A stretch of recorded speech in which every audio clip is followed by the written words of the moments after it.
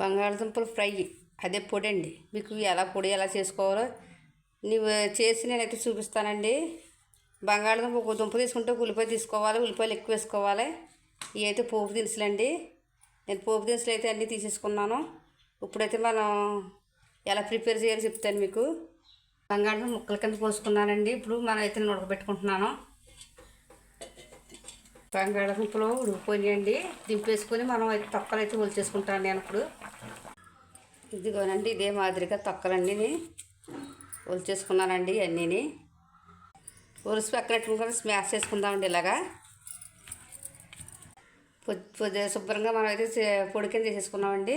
ఇప్పుడు కూర తాలింపు పెట్టుకుందాం. 2 చెంచాలు అయితే ఆయిల్ అయితే వేసుకున్నానండి.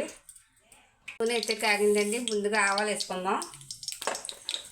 ఆవాలు సిప్పట్లు ఆడుతున్నాయండి. జీలకర్ర అయితే వేసుకుందాం చెంచా. శనగపప్పు చెంచాన్నర,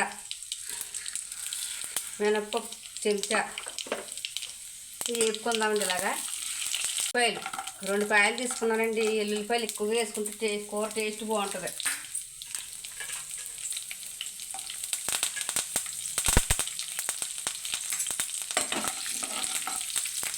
మిరగాయలు 4, కొద్దిగా కరివేపాకు. పప్పులు అయితే ఎగినాయండి. మనం ఉల్లిపాయలు అయితే 2, 3, 4 ఉల్లిపాయలు తీసుకున్నానండి నేను.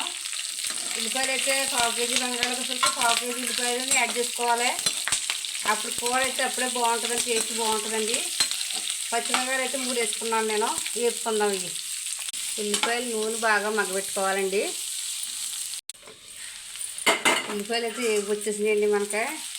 నేనైతే తగినంత సాల్ట్ అండి, రుచికి తగినంత అరచెంచా పసుపు వేసుకుని కొద్దిగా నూనెలో ఇప్పుడు స్మాష్ చేసుకున్న బంగాళదుంప పొడి అయితే మనం యాడ్ చేసుకుందామండి.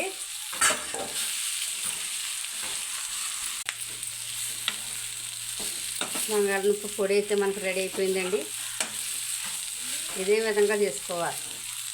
బంగాళదుంప పొడి రెడీ అయిపోయిందండి. ఇందులో పోపులు ఉల్లిపాయ ఎక్కువ వేసుకుంటే బంగాళదుంప పొడి మంచి టేస్ట్గా ఉంటుంది. పప్పు సారులోకి లచ్చిన సారులోకి అయితే ఇది సూపర్ కర్రీ అండి. దీన్ని ఇలాగే మీరు తయారు చేసుకోండి. బంగాళదుంప పొడి రెడీ.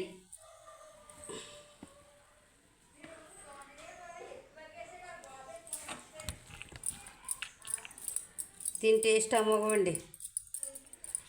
సూపర్ ఉంటుంది కూర.